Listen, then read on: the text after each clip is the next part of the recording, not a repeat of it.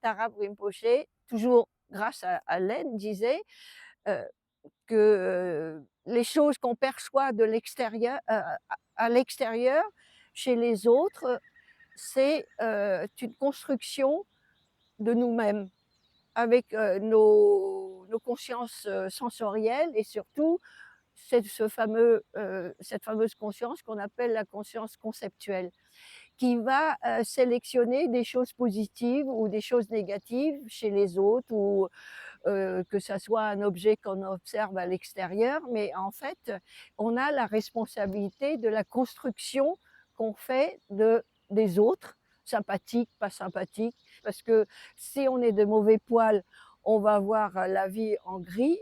Si on est de meilleur poil, de meilleure humeur, on va voir la vie en rose. Donc c'est vraiment, ça nous appartient.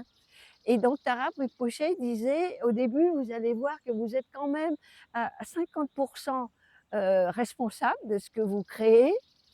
Et au fur et à mesure, il dit qu'au fur et à mesure de cet enseignement, vous allez vous apercevoir que peut-être vous êtes quand même à 90%, 100% responsable de ce que de votre souffrance aussi. Et même s'il y a quelque chose à l'extérieur qui s'est passé, mais c'est votre interprétation, c'est vos projections, et votre demande de soutien, d'être validé par les autres, au lieu de trouver votre force intérieure. Cet enseignement et surtout qui nous suggère fermement de pratiquer, de retrouver cet enracinement, cet ancrage tous les jours, pour que ça soit quelque chose de stable, disponible à tout moment, que ça soit dans les transports en commun, dans les promenades ailleurs, ou même dans les conversations, de retrouver cet ancrage, cette solidité.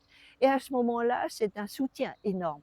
On a moins ou plus besoin de se dire: qu'est-ce que pensent les autres? Est-ce que ce que je dis est intéressant ou non? Ben, je m'exprime et puis j'essaye de partager, et c'est ce que je fais en ce moment.